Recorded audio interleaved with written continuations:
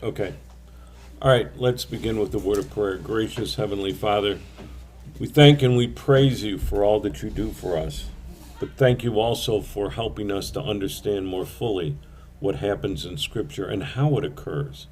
Because so often we listen with our ears of our traditions and our customs, and not the traditions and customs of the Bible.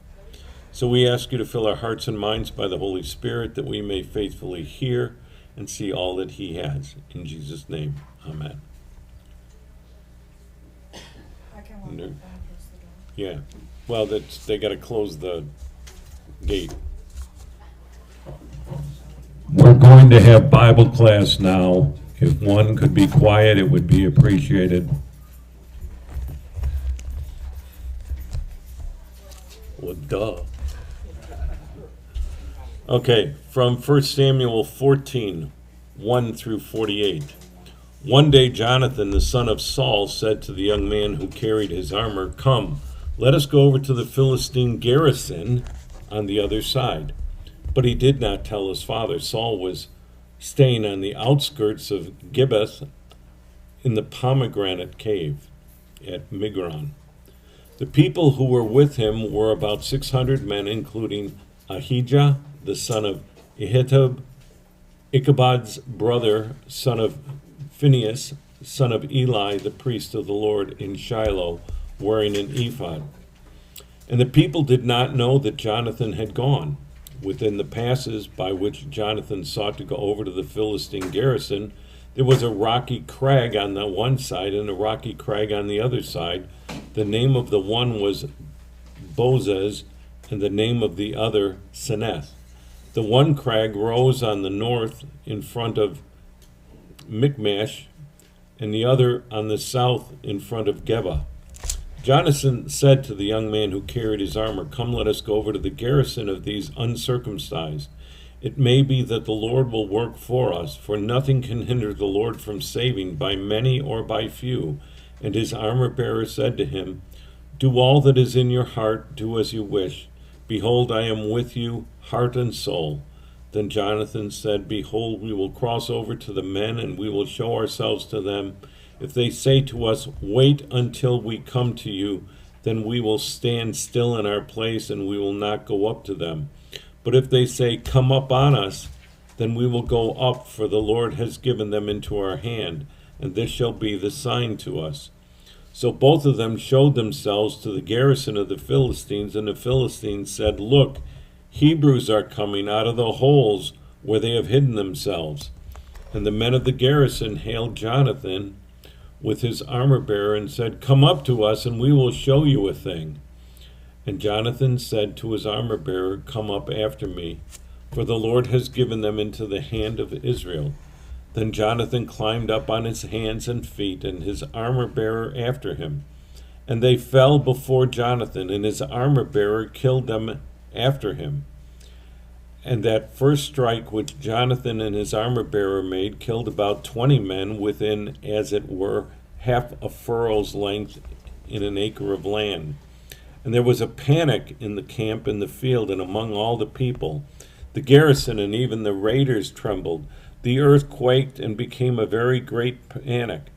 And the watchmen of Saul in Gibeath and Benjamin looked, and behold, the multitude was disappearing here and there.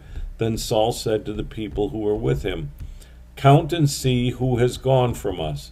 And when they had counted, behold, Jonathan and his armor-bearer were not there. So Saul said to Ahijah, "Bring the ark of God here." For the ark of God went at the same time with the people of Israel. Now, while Saul was talking to the priest, the tumult in the camp of the Philistines increased more and more. So Saul said to the priest, "Withdraw your hand." Then Saul and all the people who were with him rallied and went into the battle. And behold, every Philistine sword was against his fellow, and there was very great confusion. Now the Hebrews who had been with the Philistines before that time, and who had gone up with them into the camp, even they also turned to be with the Israelites who were with Saul and Jonathan. And likewise, when all the men of Israel who had hidden themselves in the hill country of Ephraim, heard that the Philistines were fleeing, they too followed hard after them in the battle. So the Lord served Israel that day, and the battle praised beyond Bethaven. And the men of Israel had been hard pressed that day, so Saul had laid an oath on the people, saying, Cursed be the man who eats food until it is evening, and I am avenged of my enemies. So none of the people had tasted food. Now when all the people came to the forest, behold, there was honey on the ground. And when the people entered the forest, behold, the honey was dropping, but no one put his hand to his mouth, for the people feared the oath. But Jonathan had not heard his father's charge the people with the oath. So he put out the tip of the staff that was in his hand, and dipped it in the honeycomb, and put his hand into his mouth, and his eyes became bright. Then one of the people said, Your father strictly charged the people with an oath, saying, Cursed be the man who eats food this day. And the people were faint. Then Jonathan said, My father has troubled the land. See how my eyes have become bright because I tasted a little of this honey? How much better if the people had eaten freely today of the spoil of their enemies that they found, for now the defeat among Philistines has not been great. They struck down the Philistines that day from Michmash to Elgin, and the people were very faint. The people pronounced on the soil, and took sheep and oxen and calves, and slaughtered them on the ground, and the people ate them with the blood. Then they told Saul, Behold, the people are sinning against the Lord by eating with the blood. And he said, You have dealt treacherously. Roll a great stone to me here. And Saul said, Disperse yourselves among the people, and say to them, Let every man bring his ox or his sheep, and slaughter them here, and eat, and do not sin against the Lord by eating with the blood. So every one of the people brought his ox with him that night, and they slaughtered them there. And Saul built an altar to the Lord. It was the first altar that he built to the Lord. Then Saul said, Let us go down after the Philistines by night, and plunder them until the morning light. Let us not leave a man of them. And they said, Do whatever seems good to you. But the priest said, Let us draw near to God here. And Saul inquired of God, Shall I go down after the Philistines? Will you give them into the hand of Israel? But he did not answer him that day. And Saul said, Come here, all you leaders of the people, and know and see how the sin has arisen today. For as the Lord lives, who saves Israel, though it be in Jonathan my son, he shall surely die. But there is not a man among all the people who answered him. Then he said to all Israel, You shall be on the side, and I and Jonathan my son will be on the other side. And the people said to Saul, Do what seems good to you. Therefore Saul said, O Lord God of Israel, why have you not answered your servant this day? If this guilt is in me or in Jonathan my son, O Lord God of Israel, give Urim. But if the guilt is in your people Israel, give Thummim. And Jonathan and Saul were taken, but the people escaped. Then Saul said, Cast the lot between me and my son Jonathan, and Jonathan was taken. Then Saul said to Jonathan, Tell me what you have done. And Jonathan told him, I have tasted a little honey with the tip of the staff that was in my hand. Here I am, I will die. And Saul said, God do so to me, and more also. You shall surely die, Jonathan. Then the people said to Saul, Shall Jonathan die who has worked this great salvation in Israel? Far from it. As the Lord lives, there shall not be one hair of his head fall to the ground, for he has worked with God this day. So the people ransomed Jonathan, so he did not die. Then Saul went up from pursuing the Philistines, and the Philistines went to their own place. So in this video, what we're going to do is we're going to hear from the obscure armor bearer. I want you to pay close attention Because so much of what we read in Scripture, we perceive based on what we think, not what was and what actually occurred. So I want you to pay attention, because when they talk about the arms that they're bearing, I think you're going to be shocked.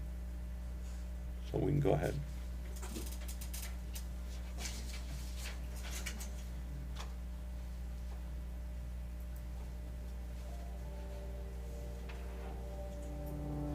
Delilah and Goliath. Not from the same story, but from the same people. Philistines. Delilah, of Samson and Delilah fame, and Goliath, from the iconic duo, David and Goliath, were both Philistines, the arch enemies of Israel from the beginning. For over 2 centuries, the Israelites and the Philistines fought. Everybody knows that. But why? Why did they fight? Almost nobody stops to think about that.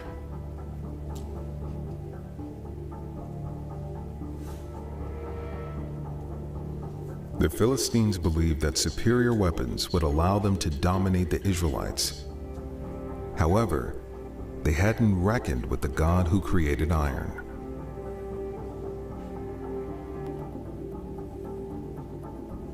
The Philistines were winning the arms race of that time. They left other local cultures in the dust of the Bronze Age, while they refined the use of a new technology, a super metal, iron. Not only were they masters of this new technology, they controlled its use.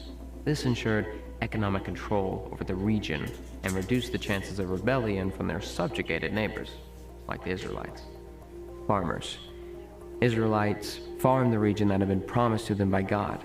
We used wooden farm implements. We weren't allowed to use iron in our weapons. We had wooden weapons and some bronze, but to even use iron tips on the plows of our farm tools, the Israelites had to pay a steep fee to the Philistines. We had no blacksmith in all of Israel, so we had no choice but to pay the fee. Now, I come from a long line of farmers. Somehow, someone from somewhere hears about me. Young, brave, smart, and I'm chosen to be an armor bearer for some higher up in the Israelite army. I didn't even know what an armor bearer was when I joined the army. No one did. It didn't exist. Not really. I mean, yeah, sure, there was people that carried stuff that we used in battle, and they were brave and smart, and every general had them, but armor bearer was sort of a misnomer. Inferior wooden and some bronze stuff bearer would have been a little more accurate. In my time, there were no iron swords or spears in the Israelite army. How do I know? I am the armor bearer for the king's son, Jonathan. In this case, not so much a misnomer, but an overstatement. Jonathan had 1 iron sword and 1 iron spear, as did King Saul. Nobody else. Jonathan and I were a team, the 2 of us. At least that's the way I saw it. I would do anything for him, and for God. And if being an armor bearer was my way to serve, so be it. And King Saul had many armor bearers, but they were more like squires. One even plays the harp when Saul gets in one of his kingly bad moods. Jonathan wasn't anything like his father. When Saul became king, the Philistines controlled the coastal plain, the Jezreel Valley, and other lands north and east of Jerusalem. With these lands and access to the Mediterranean Sea, they controlled the lucrative trade routes in the area. With the wealth from the trade routes, the Philistines maintained a vast army with the latest weapons of mass destruction, chariots. The poor Israelite farmers were dominated by the wealthier and more organized Philistines. The Philistines taxed the Israelites, as well as conscripted the Israelites into the Philistine armies. It's no wonder the Philistines required safety along the trade routes throughout the Israelite territories.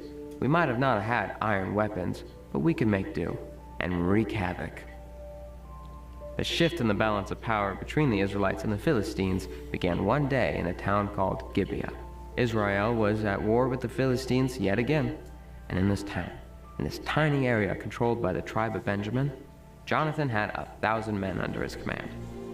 Now, rather than being patient, we attacked the nearby Philistine outpost with our passionate hearts and inferior weapons. We didn't do a whole lot of damage. But the Philistines could not allow this act of rebellion to go unpunished. They soon arrived in force.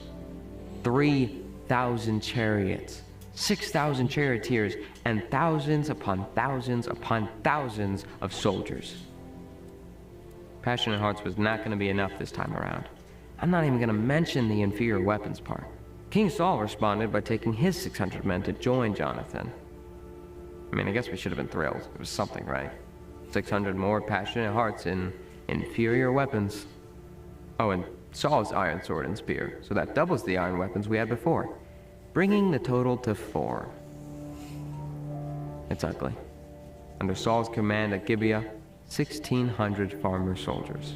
Under the Philistine commander at Michmash, tens of thousands of professional soldiers. Ugly. This fight is pretty much over before it even begins. Can't sleep. Trying not to think of the odds. My tent flaps open. Let's go over to the outpost of the Philistines. It's my master. I can't leap to my feet fast enough. So I grab Jonathan's iron weapons, both of them, and my wooden ones, and we sneak from the camp without telling a soul, without telling King Saul. Let's go to the outpost of the Philistines. Nothing can keep the Lord from saving us.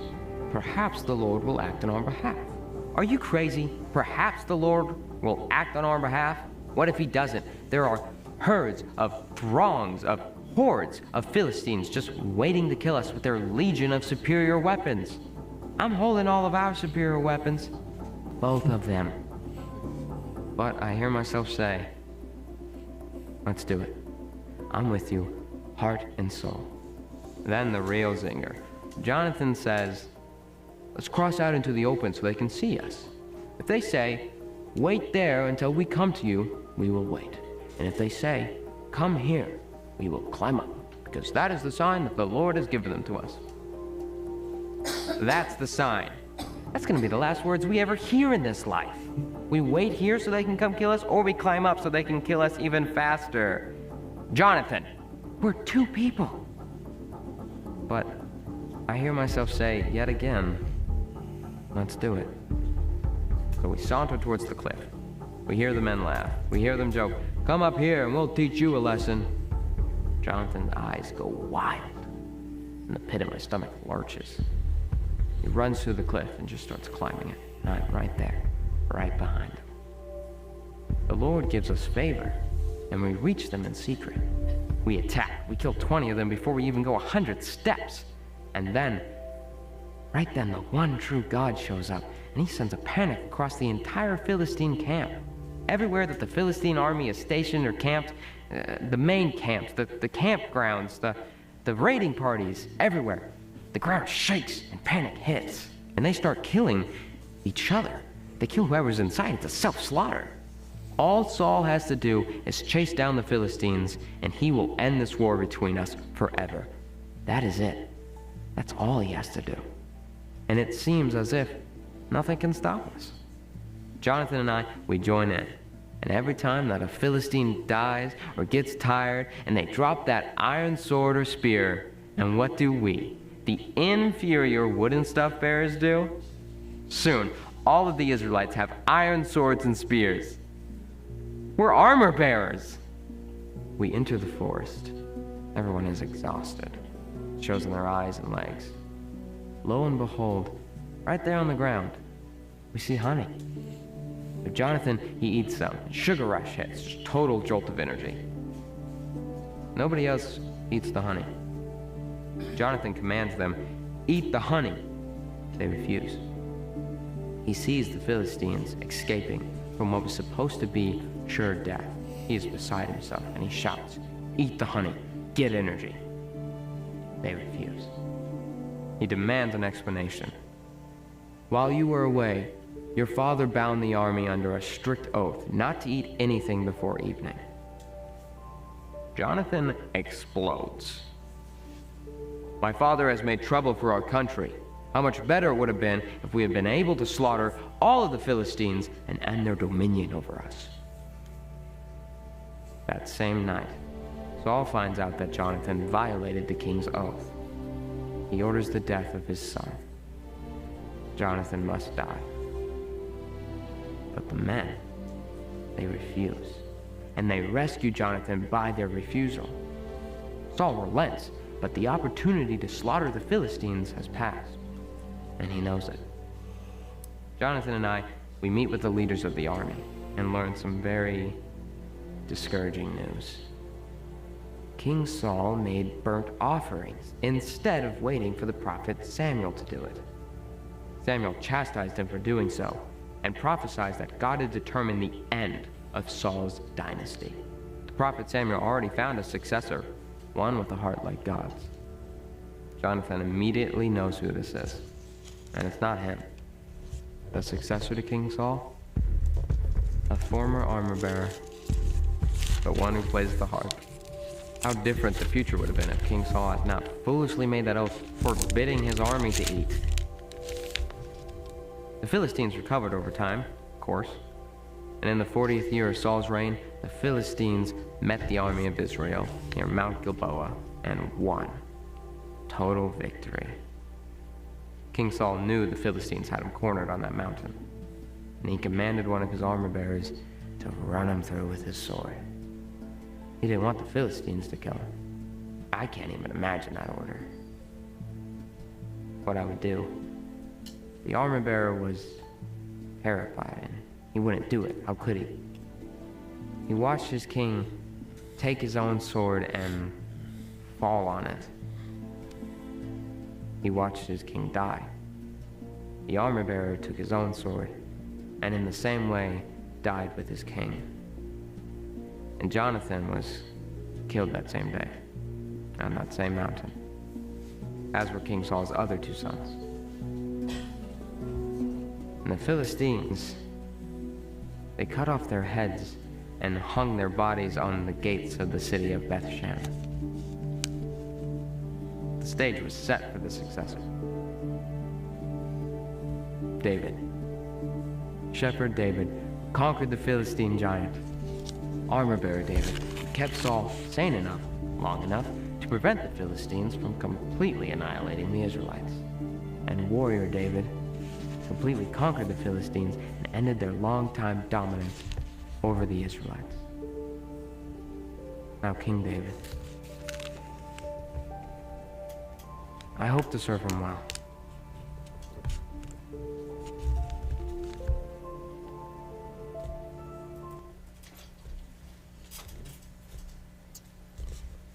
Okay. For as long as the son of Jesse lives on the earth, neither you nor your kingdom shall be established. Therefore send and bring him to me, for he shall surely die. That is the proclamation of Samuel that David will be the next king in 2031. So when you watch this, what struck you as something you didn't know?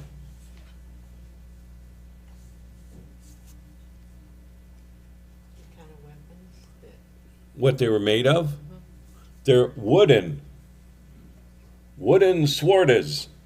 He's talking about iron. That's what the Philistines had. The Israelites had wood. Yay. Basically nothing. Right. I thought to myself, how sharp could you make wood? You can make it sharp, okay, but how many usages would it stay sharp? Yeah, only the point. Well, as long as you didn't Break the point. stick it on the ground or something, okay. What were they up against? Did you hear the numbers? 1,000 chariots and 2,000 charioteers, and later he says tens of thousands, and there were, in addition to Jonathan and his thingamajig bearer, the wooden stuff, 600 men. 600 against 10,000. Okay, let's assume the Philistines only had wood. Okay. Do you think the mere number would win? Okay. Trampling with their feet. Yeah, I mean, yeah, once they started moving, there wasn't stopping. But think about that. What does Jonathan demonstrate that his father doesn't demonstrate? Demonstrating his faith. Faith that God will deliver his people, even if it doesn't make any logical human sense. I like the correlation though to human doubt when he said, God's gonna be there for us, and then he said, but what if he isn't? Right, Which is what we would do. right. Well, and that's a great analogy, because why is the armor bearer going with Jonathan? He believes in God. No, he doesn't believe in God. He says why he went. Because he would follow him anywhere. He was totally devoted to Jonathan. Okay, yeah, maybe later he believed, but at the time, what was he doing? Just My liege has given an order, I follow. Okay? Did you notice in the reading that I read how they had to get to where the Philistines were? they had to come What's a crag? sharp. What's a crag? It's an opening, but it's something you have to what? Climb, and guess what? When you're climbing a crag, what you can't have? A weapon in your hands, because you need your hands to. So basically, the Philistines said, crawl on up here and we'll clean your clock. And the clock will work no more. Wow. So we show ourselves and we have inferior weapons. Oh, I'm sorry. He had an iron sword and an iron-tipped spear against an entire army that had nothing but iron weaponry. Okay? Let's call it what it is in biblical history. The Philistines had weapons of mass destruction. Right? They could destroy anybody. What did Israel have? Wood. But what else did they have that the Philistines didn't have? God. But were they all being faithful? No. What does Samuel, in fact, not Samuel, what does Saul, in fact, do? He goes against the wishes and he sacrifices without waiting for. The priest whose job it was to do the sacrifice. Okay? Do you see who had faith and who didn't have faith? Jonathan had faith. What about Saul? Who did he have faith in?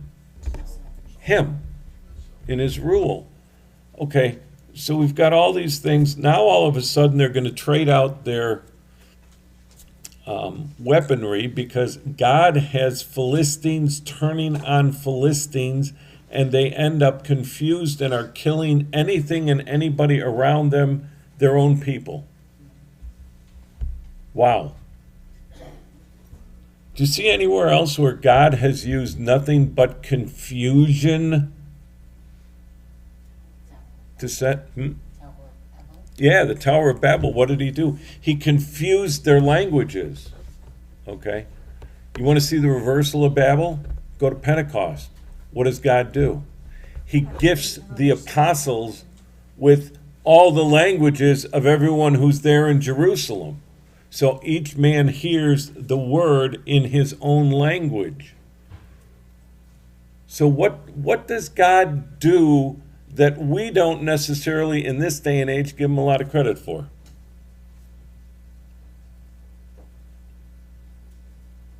He rules. If you are on God's side, what is God going to do? Yeah. Well, he will bless you. Yeah. He will be with you.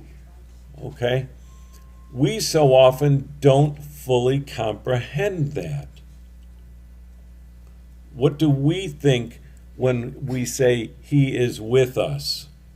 What do we think today, 2024? What do we think when we say God is with us? Can't lose? Okay. I think most people think of it in terms of, well, yeah, he's here. He's here. But do we know? What's the difference between Jonathan's faith and, I'll say, an immature faith? Jonathan knew if it was God's will, he was going to deliver the Philistines into those two persons' hands. And how did Saul screw it all up? He wanted to make sure everybody was going to fight until the day was over, that no one could eat until the fighting was done. And what did they need to do? They needed a Gatorade, right? They needed something to replenish themselves from what was spent. Jonathan did it. He was ready to go with a group of people who also had respect for the king. And they said, well, we can't do that because Saul said, yeah, don't do it. These are faithful people. What does that one act show you that we see today so often?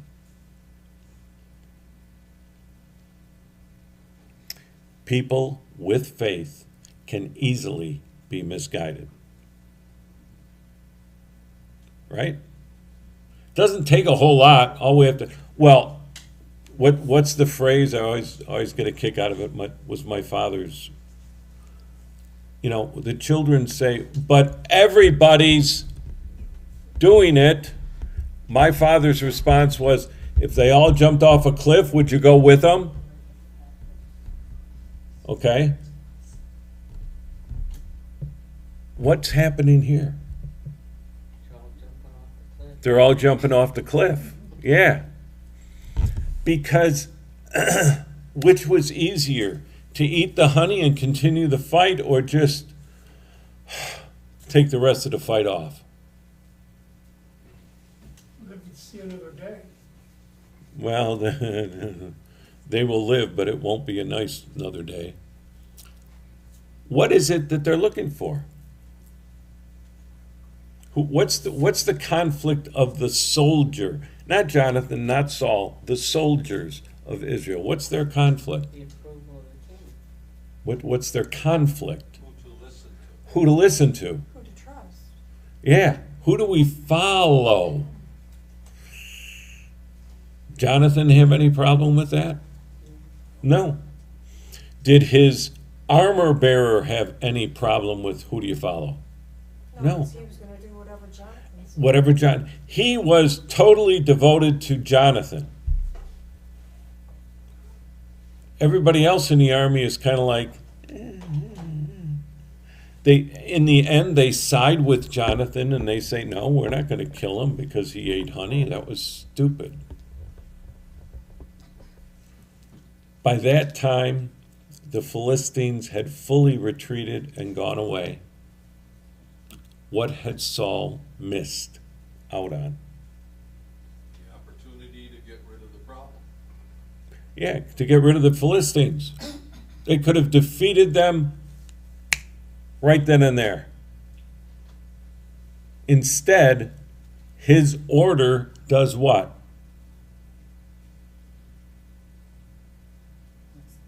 Weakens his army.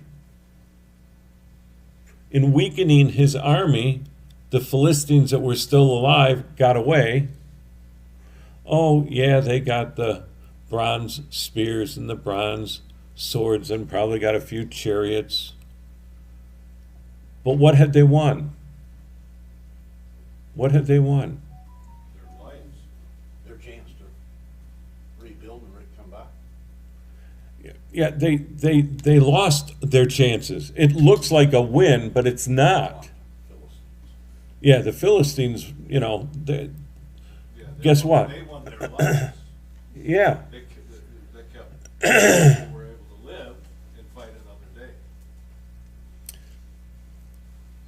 the Lord confused them and they were killing each other when the two were fighting against them.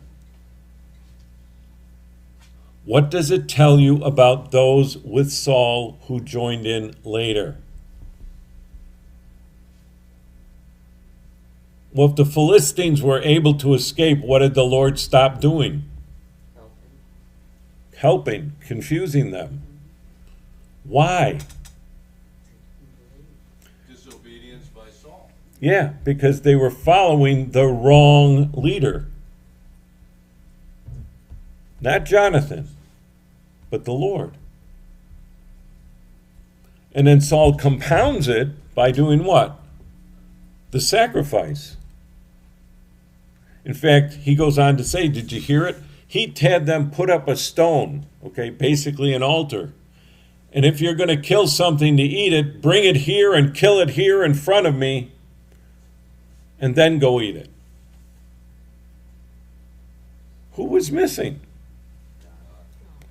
The priest. So who's the altar to? God or Saul? Saul's great day. Yeah. He's the king, so he gets credit for the sort of win, right? Why do you suppose he would want to have his son killed? Yeah, I know he disobeyed an order that he didn't hear. Why do you think he would want Jonathan killed? Really? Embarrassed him. Yeah.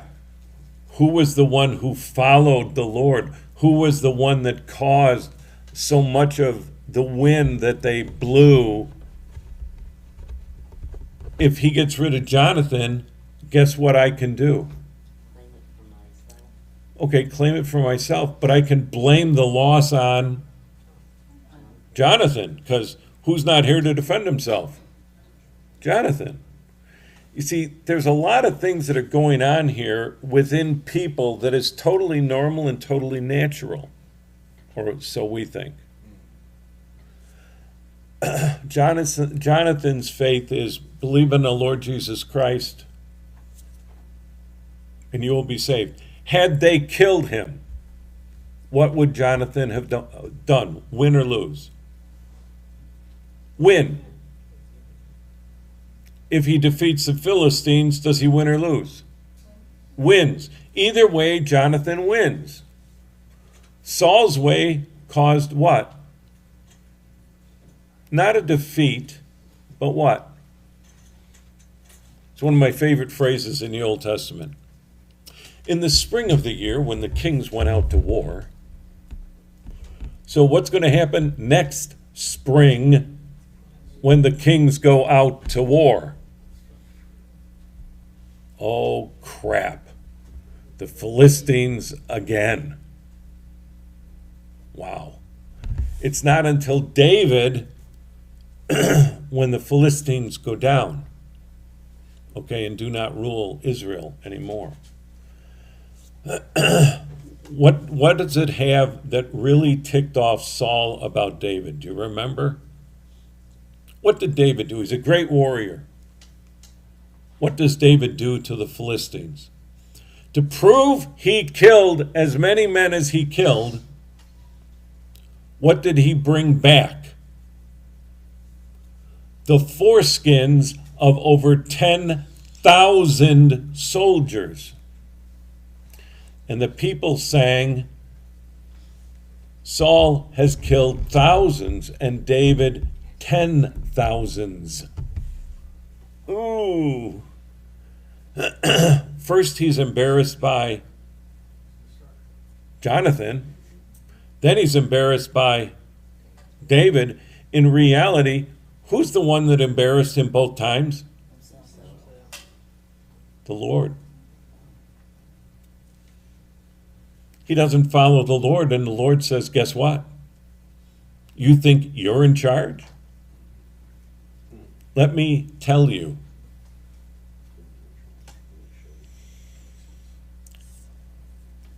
What do we see today as a parallel to Jonathan's faith and Saul's faith?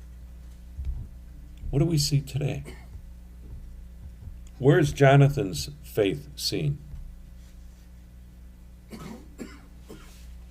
I'll tell you one place on earth that I see it all the time because I'm in constant contact with it is the Lutheran Confessional Church of Pakistan, who over the course of the last 2 weeks baptized 39 people. Guess what? They're in a Muslim country. What do we have in the United States today concerning God? Let me explain the pledge. In God we trust. You know what that means? In whatever you want to believe, we trust. Believe in the Lord Jesus Christ. We do, but not everybody here in this country does. They believe in whatever God they've created or other God they worship. What can we gain from Jonathan? It's a great hymn. Here am I, Lord, send me. Jonathan goes against an army of over 10,000 with nothing more than him and his armor bearer? If that isn't the definition of crazy, I don't know what is. But with the Lord, all things are possible. That's the faith I want. That's the faith I think we all want. That's the faith that he demonstrates to us through these different scenarios that we read in Scripture. Jonathan could easily have said, nope, I'm waiting for Dad because the king's supposed to lead the charge, not the king's son. What would have happened? We see later what happens with the king when he doesn't win. Takes his own life. Wow. So if the king takes his own life, what does that do to the people that he's supposedly the king of? It makes them servants of the country that they're fighting.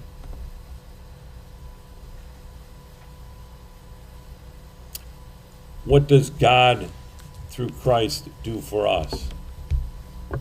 Sets us free. Like Jonathan was free. But are we willing to stand up against the world like Jonathan stood up? Basically against the world at that time. That's a faith that God gives. That's the same faith that he's given each of us. We just need, like Jonathan, to believe that that's how strong our faith is. So let's end with a word of prayer. Gracious Heavenly Father, let us always be in Scripture to hear what you have to say, to understand what you are telling us, and to live according to your rules and according to your commands. Because, Lord, we know that they are given for our benefit. Let us always follow you. And when there is a need, Lord, send me. In Jesus' name, amen.